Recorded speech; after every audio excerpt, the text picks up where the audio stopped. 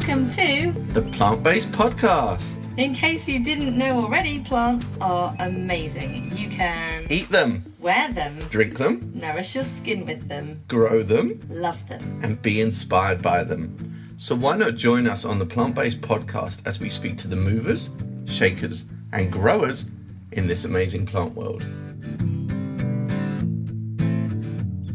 This episode of the Plant-Based Podcast is brought to you by our friends at Natural Grower.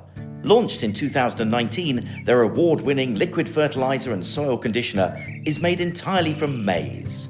Visit naturalgrower.co.uk to nurture your soil and boost your plants and veg.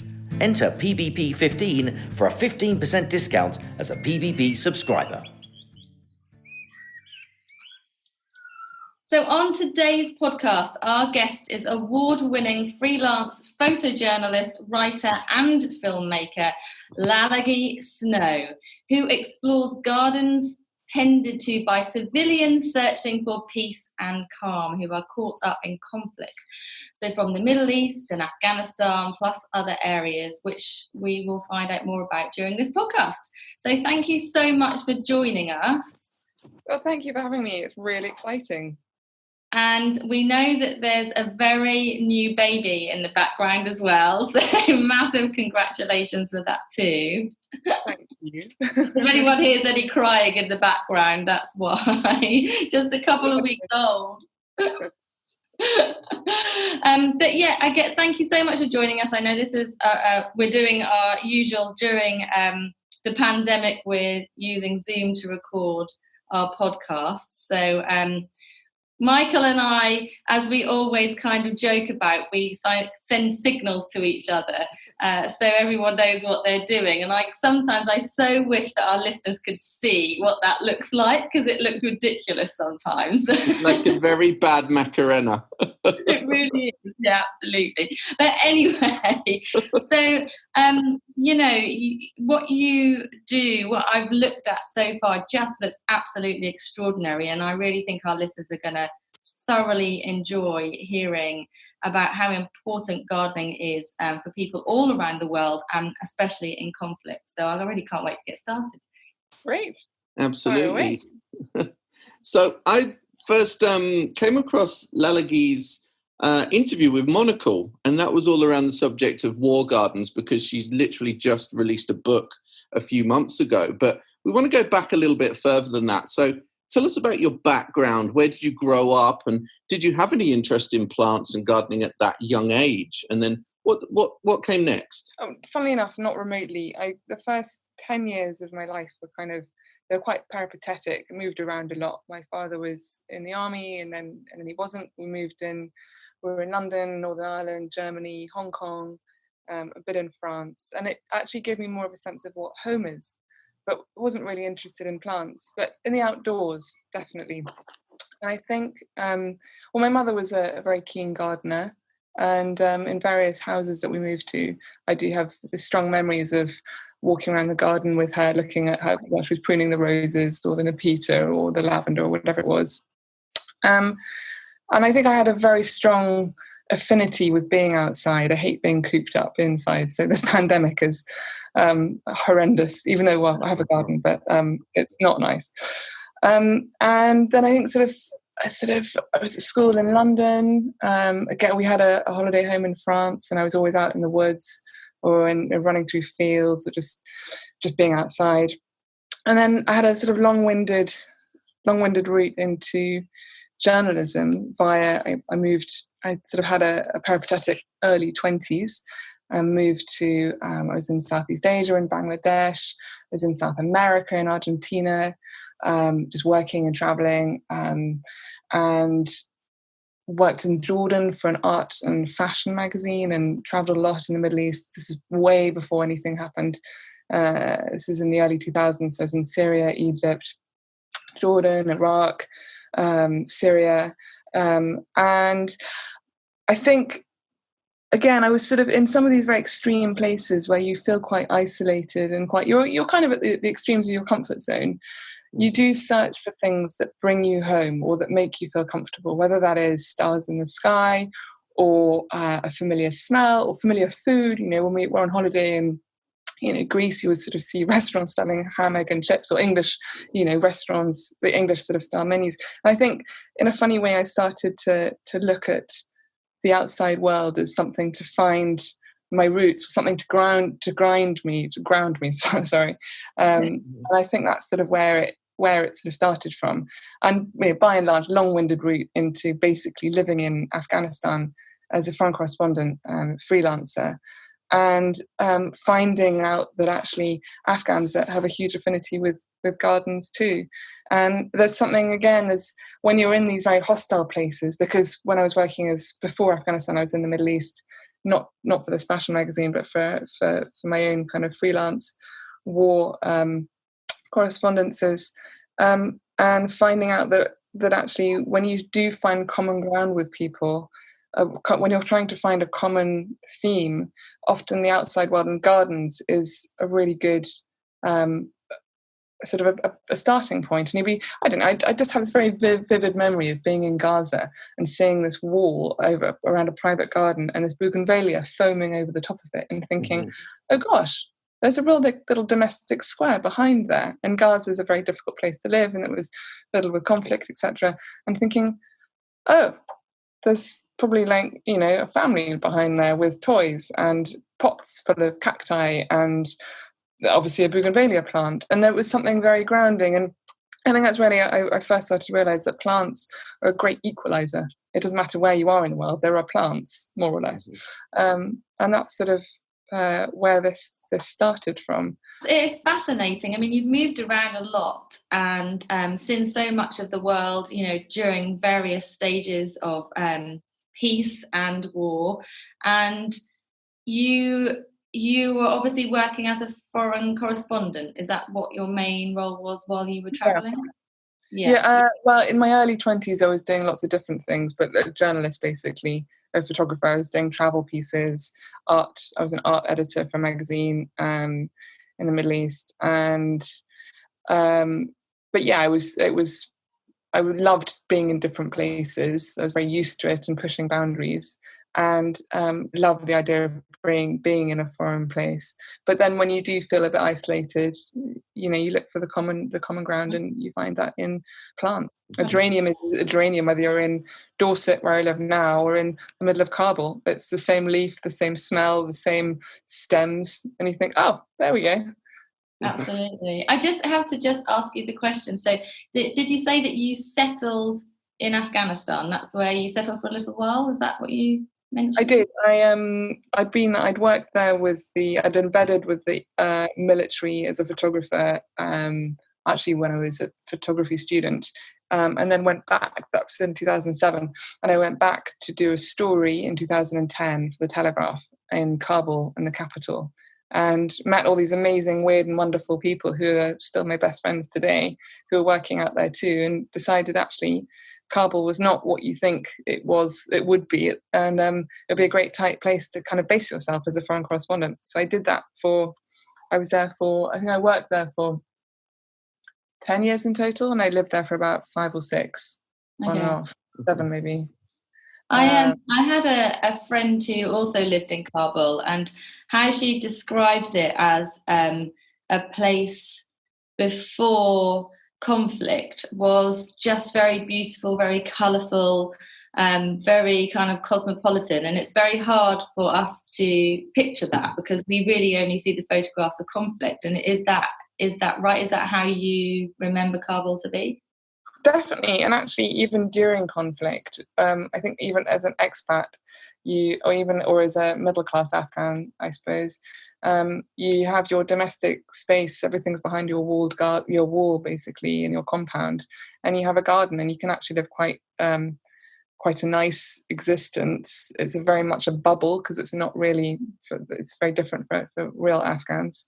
But I think when you look back at photographs from the 60s, 70s, and the 19th century, it's extraordinary the level of, they had a reformer, King Amanullah Khan, in the 1920s, and he very much sort of instigated this European style of dressing and building. And you look at photographs before the Civil War, and it's remarkable. You have these sort of it almost looks like bits of Berlin in places, and sort of semi-neoclassical bits of architecture that come out of some monument somewhere, and then obviously quite brutalist architecture from the 60s and 70s, and then obviously latterly from Soviet influences, big high-rise buildings, but very, very different to what you'd expect. But of course, war for us, as Brits, was primarily focused in Helmand, which is a totally different world to Kabul. Helmand is it's off the spectrum. It's a desert. It's dusty. It's sandy. The villages and the town, the capital of Helmand province is a town called Lashkargah. It was built by the Americans, so it's got a grid structure and quite low lying. It's quite fertile down there because you have the Helmand River. And different kinds of plants that grow there, and again gardens, but a totally different world to Kabul city. And you get people in Kabul who are, I was speaking to some women in a shelter once when I was doing a story, and the week after I was going to Helmand to do some military stuff, and they were like, "Well, why would you go to Helmand? It's horrible down there. It's a basket case." Even some Kabulis would laugh at the idea of going to Helmand. Wow. They're very different to how we imagine it. Yeah, it's amazing to hear about these things from the other side, because it's not quite as it appears sometimes. And, normal life does, go on while a lot of this stuff is happening. So when you first started to put your book together, where did that seed of an idea come from? And how did you then start to put that together? Because you've obviously covered Afghanistan in there, but also Israel, a few different countries, Ukraine as well, I believe. Well, it was actually through living in Kabul at this time, and I think about 2012 it was. The Arab Spring had happened the year before, and the news agenda was very much moving away from Afghanistan, and it made me really sad because our soldiers were still dying, American, European, whatever soldiers, Afghan soldiers were still being killed in their droves. Civilians were, being killed. There were bomb blasts going off, but people didn't care because it was inconvenient, And at the time, the news agenda was very, very consciously moving away from Afghanistan. I ended up working for NATO for a short period of time doing propaganda when I was very, very cash strapped, and there was a directive that came directly from 10 Downing Street, which basically was like, we need Afghanistan to go away. So I know, from the top, this is an embarrassing war that we're losing. The news needs to veer away from it. Anyway, it made me really sad because all these tragedies were still happening and no one cared.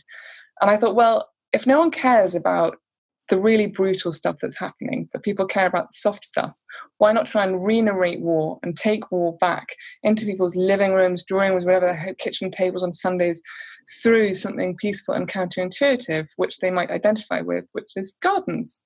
And, being in Afghanistan, seeing these gardens everywhere, and Afghans do love to garden. They are amazing gardeners, and they have their hands in the soil, and it's extreme. You have nurseries at the side of the roads going off into the badlands of the Hindu Kush Mountains, literally little old men selling geraniums,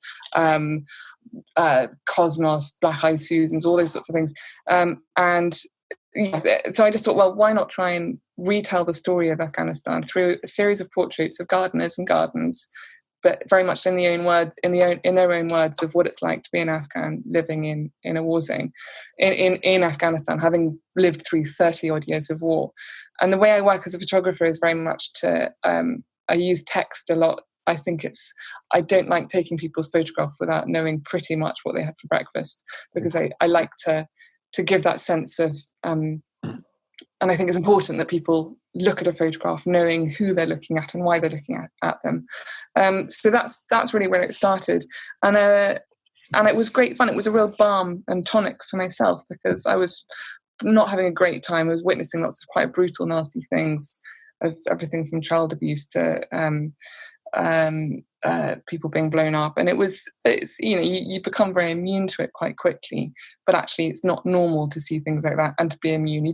It's not great to see a foot in a piece of razor wire from a suicide bomber and think, oh well, that's odd. So I think I started to sort of try and photograph and take myself out of that world as well, and to flip into a much more cozy domestic world and a positive world of gardening, but still keeping my roots, as it were, in the foundation of the conflict, i.e. the people who are actually having to live through it. it's all very well for people like me to come and go. We've got tons of pots of money compared to a local Afghan. Just get a visa, fly in, fly out, have a jolly, get pissed at an embassy bar, but for Afghans it's not like that, and so that's really where it started. And having worked in the Middle East, I started to realize that land means so much to so many in different conflict zones in very nuanced ways. And in Gaza and the West Bank and Israel, land very much is at the core of the conflict. It's very much, this is our ancestral land. We belong here. It doesn't matter which side you speak to. Mm-hmm. And then later I went to Ukraine. I was speaking to a friend who worked as a correspondent there, and he said, oh God, the Ukrainians are crazy about their gardens too. But for a very different reason. They're much more of a self-sufficient society. Well, in rural Ukraine, it's more about living off your land. It goes back to pre-communist, Soviet era style gardening of there aren't vegetables in the market, so let's grow them kind of thing.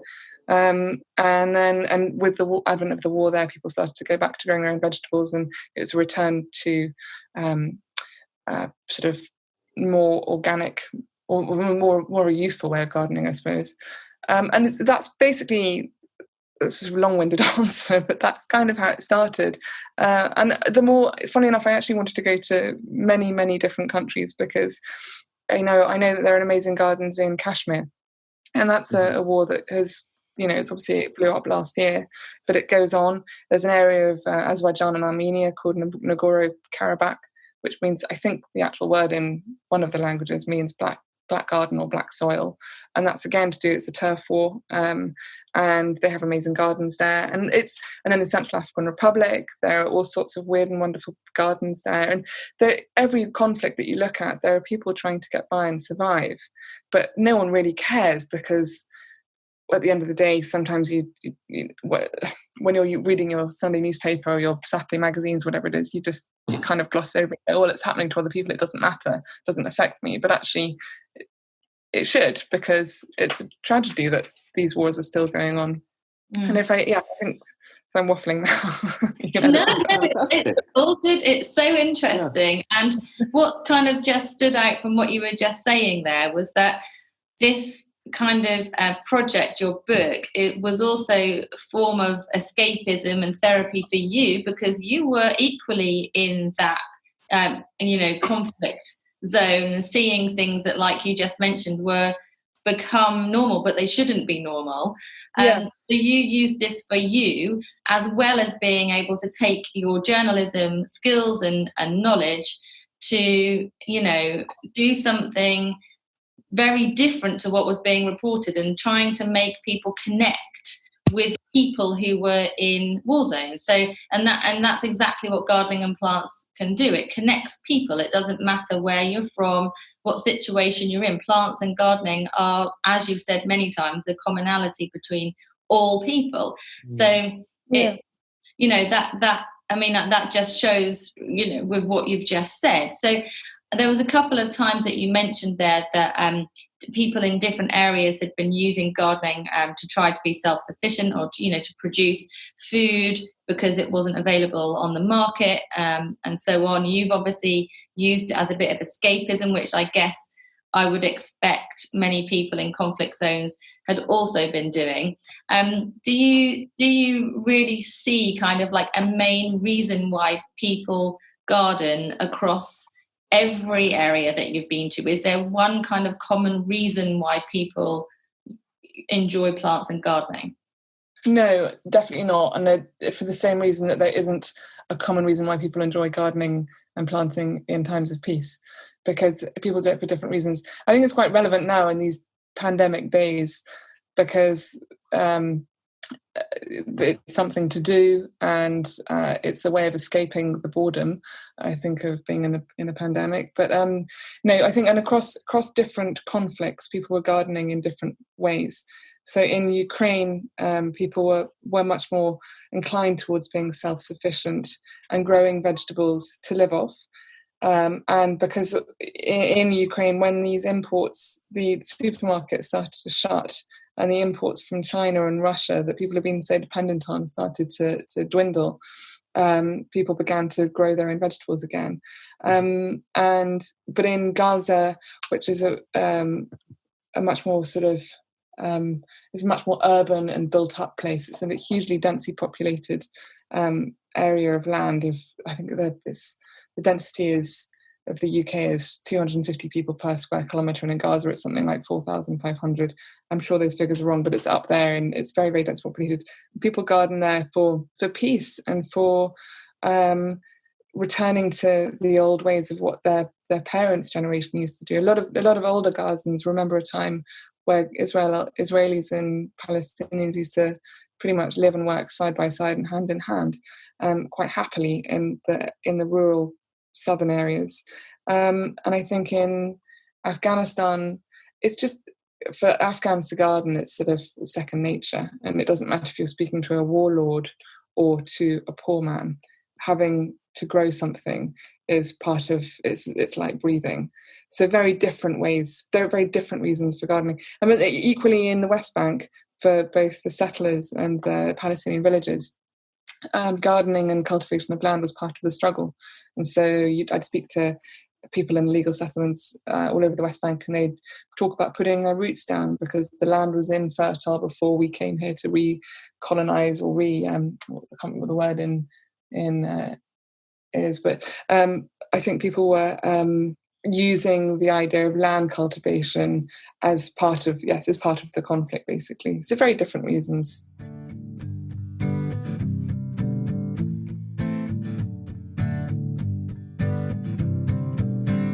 Okay, and what would be some of the standout stories from some of those places you were? I remember coming to your talk at the Chelsea Physics Garden. And in particular, there was on the Gaza Strip this woman that was still gardening despite stones being thrown at the property. There was also this guy in Afghanistan, the really young guy as well. So can you give us a couple of examples of stories that really touched your heart in particular?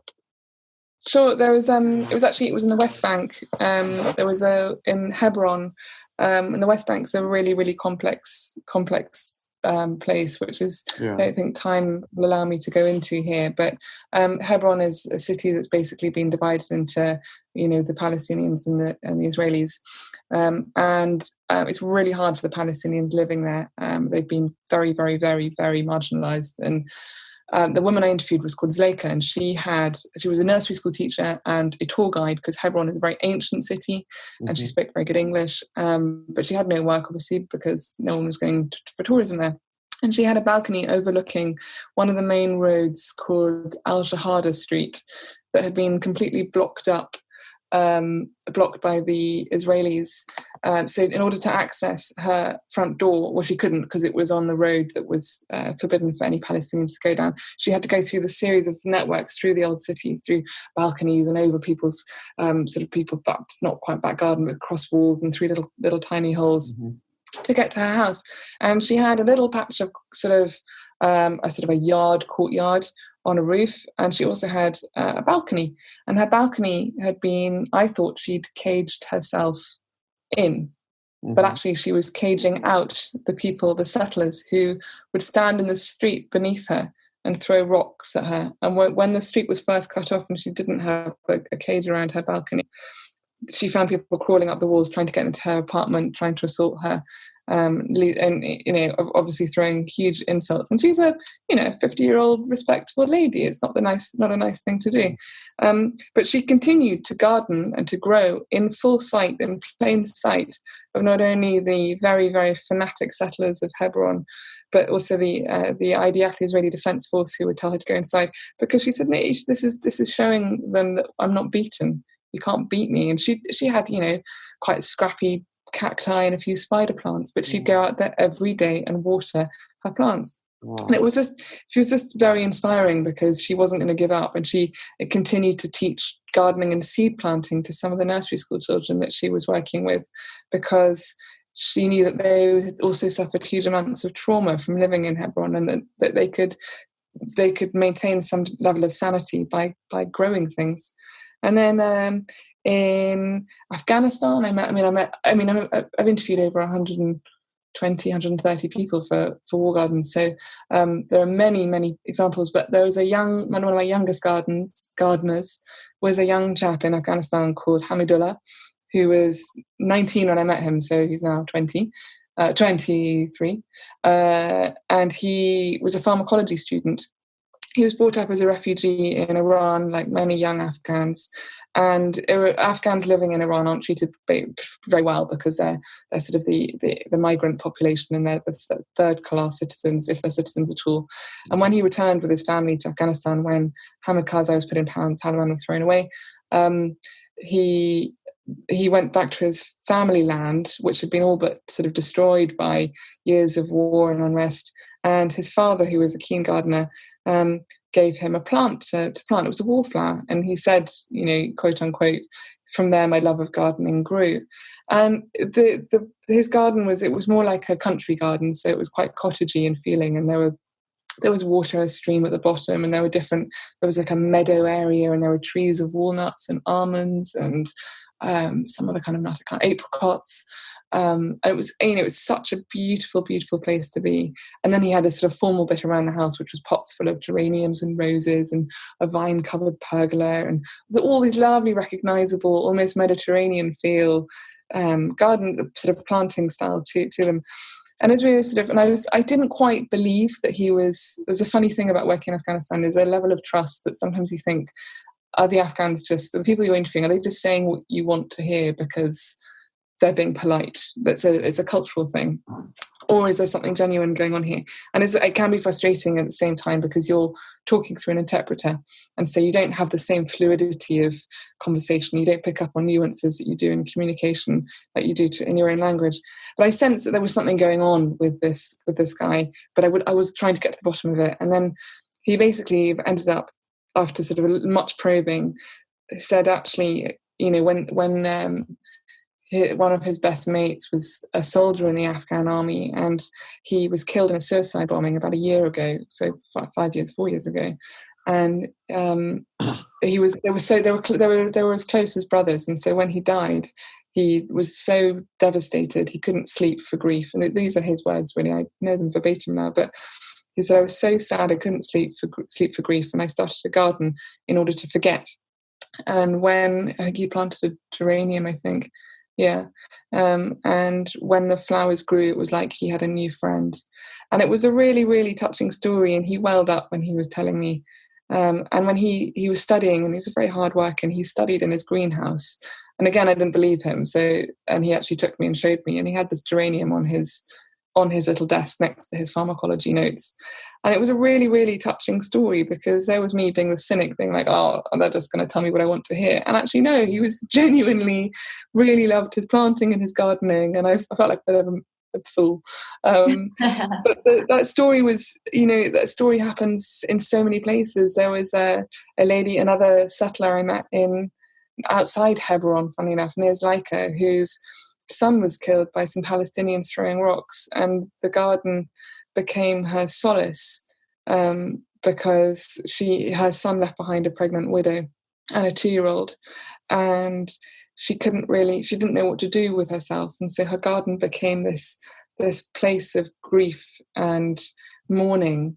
But actually, it also became gradually over time a place where she could live again. And it was as if I can't remember her words word for word, but it was something like, when I'm in my garden, I'm filled with light, and every other part of my day is darkness. It was something along those lines, because she could connect and deal with her grief through gardening. I think the amount of sort of times that I've talked about some of these people, and whether I'm at book festivals or garden talks or whatever, and people come up to me afterwards, and I think it really touches people, because it's again this common ground. And here are these people. There's a 19-year-old pharmacology student in the outskirts of Kabul, and an American Israeli settler on the outskirts of Hebron. And I can think of several more who have the same connectivity in southern Afghanistan, in eastern Ukraine, who are all gardening for those similar themed reasons. In the same token that you have people who are gardening for resistance, to show the opposition that no, we're not beaten. You have that in Ukraine, you have that in Gaza, you have that with the Talibs in the south that I interviewed, who are gardening for the same reason, to show the Brits and the Americans that no, we're not beaten, you've invaded our land, this is why we're going to fight you, this is our garden, our land. Yeah, I mean, it is totally fascinating. But you know, whilst you've said that people in different areas garden perhaps for different reasons, but there is this commonality between all of us and plants and gardening. The one thing that kind of does strike me as you're talking through kind of all of these stories and what people are doing and why, is that perhaps that plants and gardening and growing food is actually giving people hope. And is that how you see it in those situations? Is that kind of that intrinsic thing within people who are persistent in gardening and carrying on doing it in difficult situations? Is it all about hope, do you think?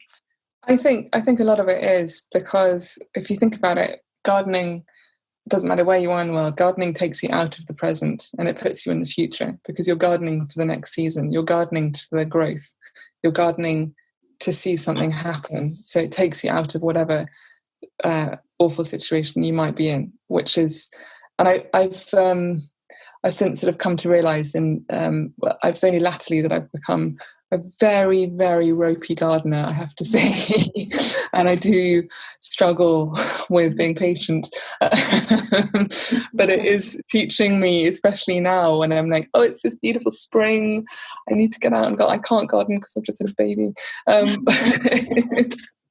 I've got a 1-year-old as well, so and it does take you out of, it makes me look forward to, okay, quarantine and this lockdown will end, and when it does end, there will be even more beautiful plants than there are now. And I think that's the same for people gardening in these times of war as well. It takes them out of, okay, we don't know when this war is going to end, but when it does, I'll have, if it does, or even if it doesn't, in a few months' time, these plants will outlive any of this war rubbish that's going on. There was a shopkeeper I met in Gaza who was such a kind and gentle man, and he had a beautiful sort of square plot of land. It was very meticulously and delicately laid out. And it was very young, and he said that actually he had to rebuild it because after the last incursion from the Israelis, an F-17 or an F-7, whatever they're called, shell hit his garden and basically became a sand pit. And it was just a mound, a shell casing basically of earth. But the first thing he did when that happened, when he got back after the incursion was over, was to set about re-leveling out his garden again. And I think it's that level of control as well, which gardening offers people when you're in this chaotic world. And I think Vita Sackville-West writes about it quite a lot in The Garden, and I think it's touched on in Milton in Paradise Lost. But it's that level of sort of control which, when the world is spiraling out of control and out of your control and out of your comfort zone, to garden is something that you can do yourself, and it's extraneous to everything outside that's happening. Mm-hmm. I just want you to know I have tears in my eyes right now. I genuinely have tears in my eyes right now. Well, you got a baby too. Yeah, I'm crying for you in quarantine with the 2-year-old baby. That's what. I gotta say, these stories are just fascinating, and it's wonderful to have more detail on that and learn more about hope as well. I just wondered, have you kept in touch with any of those people that we've spoken about at all? Like the guy in Afghan, I wonder what he's up to now. I haven't kept in touch with. I've kept in touch with about 2 or 3 of them, very, very loosely. It's very difficult to. I don't speak Hebrew. I don't speak Arabic. Enough to make people think I do, which is basically, hi, how's it going? And then it gets awkward. But I don't speak Ukrainian. I speak a smattering of Dari, Persian, Farsi. So no, I know I can find them again and get in touch with them if I want, especially some of the ones in Kabul. The Hamidullah, the pharmacology student, I believe that he was granted asylum and now lives in Germany, but I haven't been in touch with him at all. I don't know if that's a good thing or a bad thing. The people who you've met and the stories that you've chosen to cover in your book, that's kind of keeping you close to them. Do you know that's keeping you in contact with them? You're putting the stories out there for people to see and make that connection with, which is just incredibly thought-provoking and moving. And there was this one thing that you just reminded me. There's the front cover of the book is a guy called Muhammad Kabir, and he's a very entertaining chap. He told me he was 105 years old, and he was one of my first gardeners I met in 2012. And that particular photograph on the front cover was really popular, and it's the front cover of the book. It's been used on posters. It's been exhibited in various places. I've talked about it in University at MIT. It's been exhibited at the Garden Museum, and in my head, because his story was very entertaining, and he talked a lot about Kabul in the 20s and what it used to be like, and how there were elephants in the gardens, and he was just a very gregarious character, and he made good stories. And in my head, he became basically a really good friend of mine.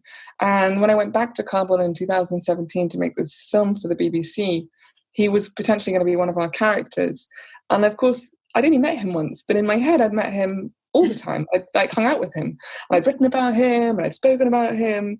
And my fixer had found him, and he came to meet us. And we were sitting on a 4x4 on the side of a dusty road, and this old man comes up with his bicycle, and I'm like, Muhammad Kabir, oh my God, there you are, how are you? And you have to be very deferential, and he's an elderly man and I'm a woman, so it's like, assalamu alaikum, blah, blah, blah, hand touching, shoulders, and he had no idea who I was, and it was so embarrassing.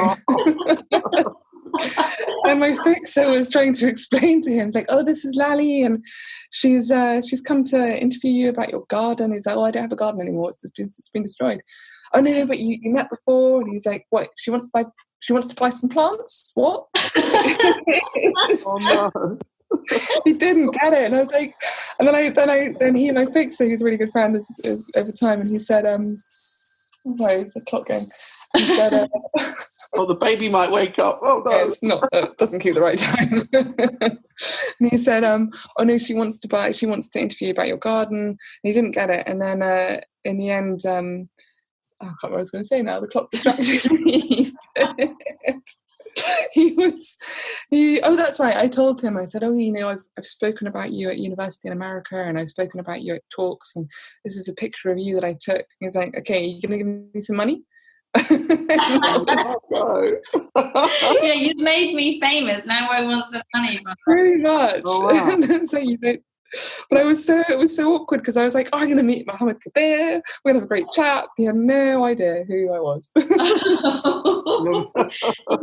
You just have some of the most amazing stories to tell, and you can really visualize what you're saying as well, which is, I mean, I know obviously you're a photojournalist, and you're an author, and that, I'm sure that's your amazing talent and knowledge all coming together. But the people who you're talking about, I can almost kind of picture them and where you are, and that's, I mean, it's just incredible. So just tell us a little bit about your book, the name, where people can get it from, and also where people can find you online as well.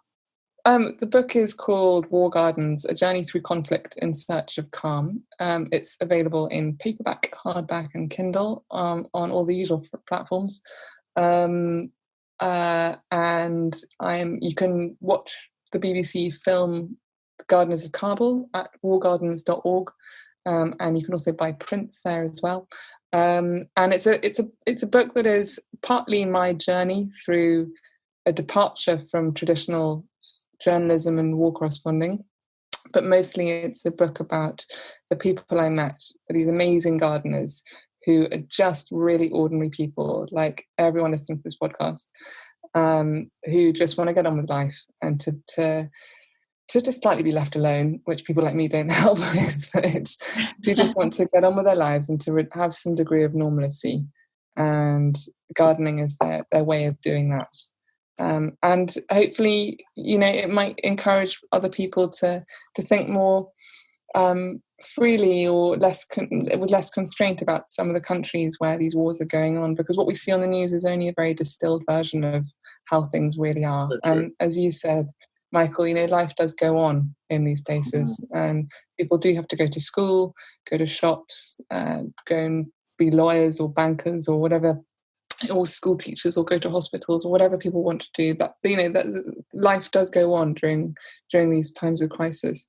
And I think I've been thinking a lot when the lockdown first happened, and my husband and I both were in Afghanistan for a very long time, so we're sort of taking it with our stride. It's not, you just deal with it basically, because lockdown used to happen quite a lot. If you work for a big organisation in Afghanistan, you might be on lockdown for a while, and there's nothing you can do about it. You just have to get on with it. And then you just think, well, actually, it's worse for people who do live in these war zones, because they don't know when it's going to end. And I suppose even worse doubly now, because if coronavirus hits places like Yemen and Afghanistan, then God knows what will happen. But yes, so roundabout way of saying, do go and read and buy War Gardens. It's had great reviews. and it's not just a book about gardening as well, it's about people. And you won't learn anything about gardening through it, by the way, either, but you will learn a lot about people and places. And that's important. People and places bring plants and gardening together. That's the whole theme, is that commonality, and that's exactly incredibly important. And you're online as well. Are you on social media at all? Oh yeah, I am. I'm on Instagram, and my handle is Lalage Snow. And I'm on Twitter, but I'm more of a lurker than a Twitterer. I have stalked you very lightly on Instagram, so sit there and judge people. Well, we hope that you can enjoy your garden a little bit, even though you're impatient gardening teacher. I've just been on one of the gardening websites actually looking at seedlings, but everything's sold out. So I'm like, damn it, I have to grow it from seed, and that means effort. I can't do it. So maybe you should do, your next book should be a photo journal of you learning how to garden. Exactly. With the baby. It's quite warlike. I think it's quite warlike to take a mattock to the soil and just hammer the It has been so interesting and just incredibly thought-provoking. So I can't thank you enough for coming on the podcast. I know that our listeners are going to just thoroughly enjoy this, because I think it just really, when you talk to somebody about being in those kind of conflict zones, and what you see and how you talk about it is so different to how it's portrayed in the media, that I think it just really gets you. Do you know what I mean? Like, my heart feels like you've got me this morning, And I know you kind of mentioned, the pandemic going on at the moment, but, even yesterday I was moaning and groaning. You have your ups and downs, good days, bad days. I was moaning about the fact that I'm stuck in and da-da-da. I mean, that's just completely ridiculous, and this puts it in perspective so much, Well, but it's, but we've only just started on lockdown, so it's so new for us. Yeah. But yeah, well, it's been a real delight chatting to you both. Well, real people, not small babies. Yeah. Well, we're pleased to have taken you away for half an hour. Not babies, but I'm sure your baby is waiting for you now. So thank you so much. Super. Thanks a lot. Thank you. Thank you. Bye. This episode of the Plant-Based Podcast is brought to you by our friends at Natural Grower. Launched in 2019, their award-winning liquid fertiliser and soil conditioner is made entirely from maize.